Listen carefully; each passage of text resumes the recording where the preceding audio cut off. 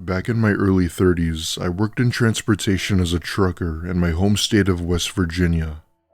Sometimes we'd only spend so much time on the road, and that's if work opened up for us. Half the time, we'd pretty much end up just doing whatever we wanted with our spare time. However, when we were driving, we were on very tight schedules and had to be at our destinations in a timely manner. While it may seem like a chill job, it was sometimes stressful when you're driving for 11 plus hours. Out of the 4 plus years I've been a trucker, I've definitely encountered some weird experiences while on the road. These ranged anywhere from weird people when delivering goods and even a few people out on the road who were clearly drunk. In other words, nothing too bad ever occurred in terms of danger. There was this one time, however, where I saw something absolutely unexplainable during one of my trips. If I can remember correctly, it was a Tuesday night and I'd been doing my usual routine of driving a full 10 hours to haul some items to a facility. I was driving down this long road somewhere in Ohio that stretched across the state. The road that I was on was very long with forest on both sides of it. I mainly do shifts near the woodland areas, so it wasn't uncommon for me to be driving on routes like these. It was surprisingly quiet on this road as there were no other vehicles nearby, which made for a relaxed drive. It's around 4 a.m. and I'm around the halfway mark to my destination when I see a red rubber ball come bouncing in the front of my truck from the woods. Naturally, I slam my brakes while yelling an "oh crap" coming to a complete halt. As I stopped the truck, my mind began racing about what the hell I just saw and what I should do. At this point, I'm 99% certain that there had to be a kid playing out here, and that's when I step out of my truck to give the person a piece of my mind. As I get out, I then see that the road is completely empty. I was seemingly the only person on this road, and there wasn't anyone around who could have thrown that ball. However, that's when I remembered where the ball was thrown from and where I was. At that point, I knew there had to be someone in those woods who threw it, and I was definitely not going to stick around to find out. Mind you, I'm far out from the nearest town, so there weren't any houses around for miles. I get back into my truck and floor it down the road with all these questions and scenarios flooding in my head. In that point in time, I wasn't sure if the person who threw that ball was a kid or if someone purposely did that to make me get out to lure me to some trap. That scenario still sends a chill down my spine whenever I think about it. As I'm driving off, I could have sworn I saw a figure emerge from the tree line and onto the road. However, they didn't look like a kid, and they definitely weren't some animal. Because it was so dark out, I couldn't see their features or face, just a tall black silhouette standing in the middle of the road. Long story short, I completed my shift that night and pretty much told my fellow truckers about it. A few had even told me that they've had similar experiences while en route. I've had a few other weird encounters, but this one definitely takes the prize.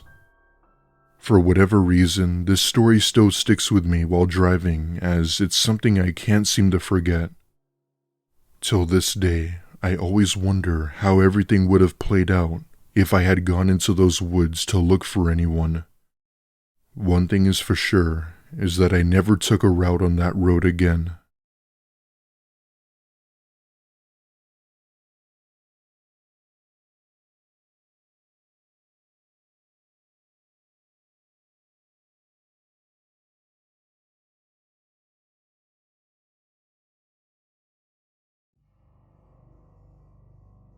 This took place around 5 years ago, back when I worked as a trucker for an independent contractor. It was a really good paying job, where I made enough to financially support myself and my family. While it might have had great pay and benefits, there were times where us truckers had to encounter and deal with things we didn't want to. Many of these things included rude people you'd meet and constant hours of driving and stress.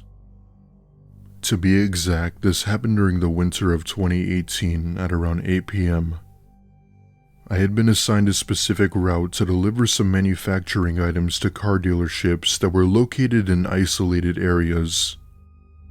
These areas included towns, districts, and other small settlements that were away from big cities. These were the types of places that were located in the more rural side of the state that needed supplies, which is mainly what I did for most of the time. Anyway, I had been driving on the roads trying to be extra careful as the roads were slippery due to the ice. After all, it was snowing heavy out here and I wasn't about to have a full-on rollover. Mid-drive, I noticed the tank was low and that I had to eventually get fuel. Thankfully, there were several truck stops along these roads, so it wouldn't be much of a hassle getting fuel. In about 20 minutes, I pull into a truck stop and get out and proceed to pump fuel. Now, each trucker was provided with a fuel card issued by the company, which basically pays for the fuel. As I'm waiting, I then see a man walking in circles around the small building to my left. He's pacing back and forth while looking up at the sky with his hands in his pockets, not saying a word. Looking back, it kind of looked like what someone would do when they're thinking or brainstorming ideas. I think nothing of it and tend to my phone as I wait for the truck to fill up. As I'm waiting, I then see from the corner of my eye the person stop and begin to slowly walk over to me. He looked nothing like another trucker or employee, but rather someone who you would think as homeless. This station was practically in the middle of nowhere, so it didn't make any sense as to why this person should be out here. He approaches me and asks me for money in a very entitled manner. I tell him that I'm in a rush and that I had to get back on the road, hoping he'd get the hint. However, it didn't seem to work as he insisted that I'd give him money. Being the nice guy I was, I hand him a $5 bill just hoping he'd take it and go away.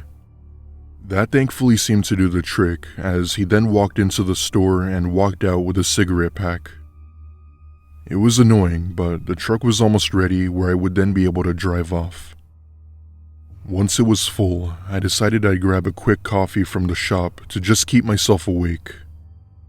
When I came back out, however, the man was nowhere to be seen, which I didn't really mind. I get into my truck and pull out of the station and back on the road.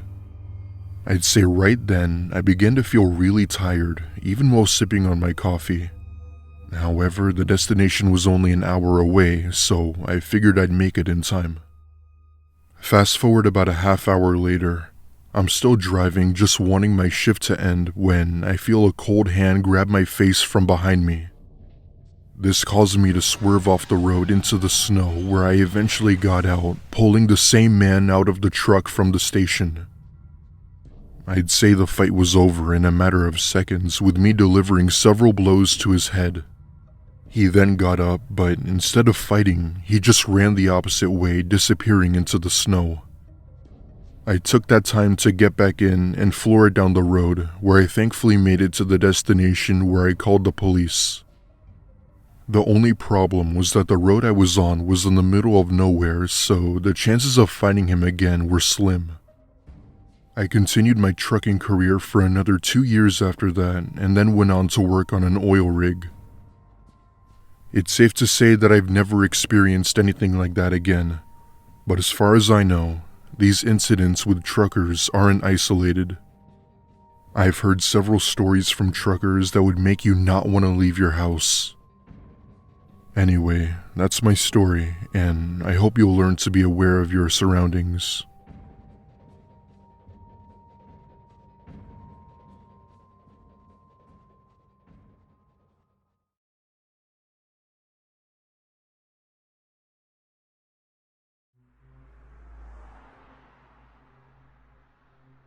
My name is Jim, and I've spent a lot, and I mean a lot of time on the road as a trucker.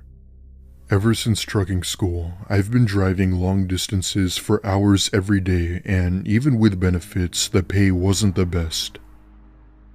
While it did pay enough to financially support me and my wife, the stress it had on top of me was unbearable. Being in a truck for hours at a time really forced you to make sacrifices. Once in a while, I'd miss out on family events like birthdays and even holidays, which didn't feel good at all. On top of that, America is in desperate need for truckers to keep up with demand, which made the situation even worse. I drive for about 12 hours a day, and we couldn't stop for any reason until we reached our destination. Needless to say, I barely had any time with family.